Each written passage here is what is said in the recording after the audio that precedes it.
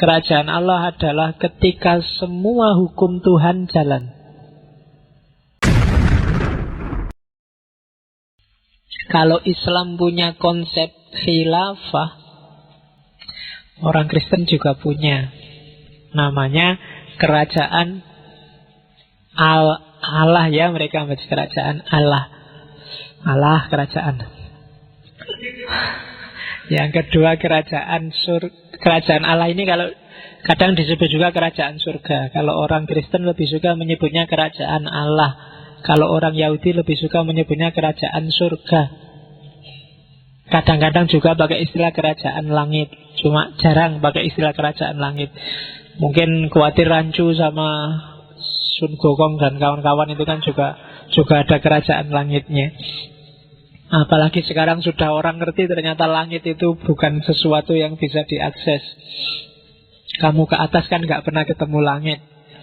Ya, langit itu di mana ya? Kalau Isra Mi'raj langit lapis ketujuh itu kan kamu pening sendiri mikirnya.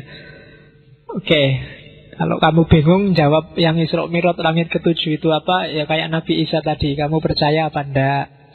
Kan itu aja. Dia benar bagi yang percaya, tidak benar bagi yang tidak percaya.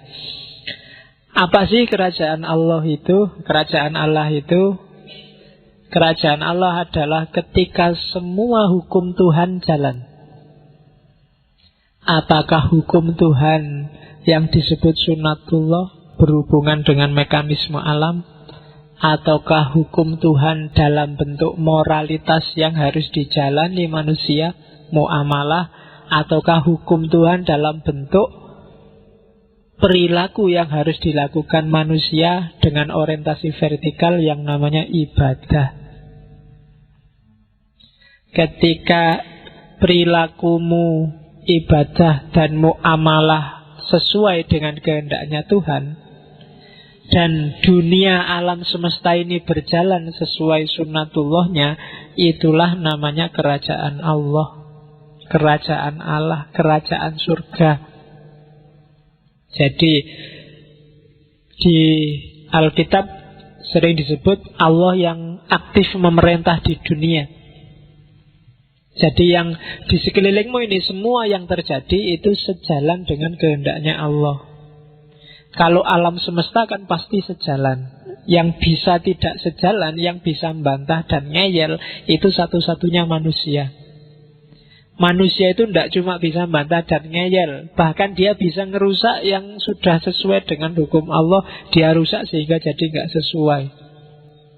Maka yang perlu digarap itu manusianya untuk mewujudkan kerajaan Allah. Jadi Allah yang aktif memerintah di dunia. Dan kalau di Nasrani, kerajaan Allah itu ya bisa di dunia sekarang, bisa besok di akhirat, bisa dalam dirimu sendiri. Kalau di dunia sekarang ya seperti tak jelasin tadi, kalau di surga itu otomatis semua pasti sesuai dengan kehendak Allah. Kalau dalam dirimu sendiri itu, dirimu kan jagat kecil.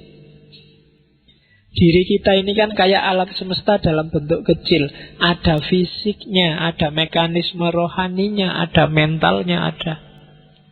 Yang dunia fisik ya jalankan sesuai sunatullah. Kalau lapar ya makan, kalau haus ya minum, kalau pingin kawin ya kawinlah.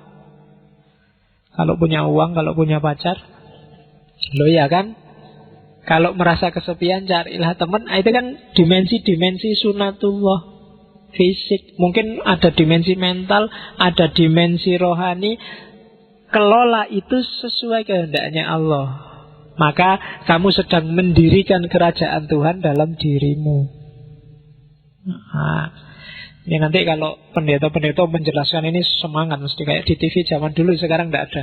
Yang ada tante-tante itu yang bilang saudara-saudara, ya itu yang dijelaskan kan ini biasanya. Saya tidak tahu sekarang ada di mana beliau ya. Itu kan menarik, kalau siang-siang ngantuk-ngantuk, minggu-minggu habis jalan-jalan nyetel kan ada itu di TV.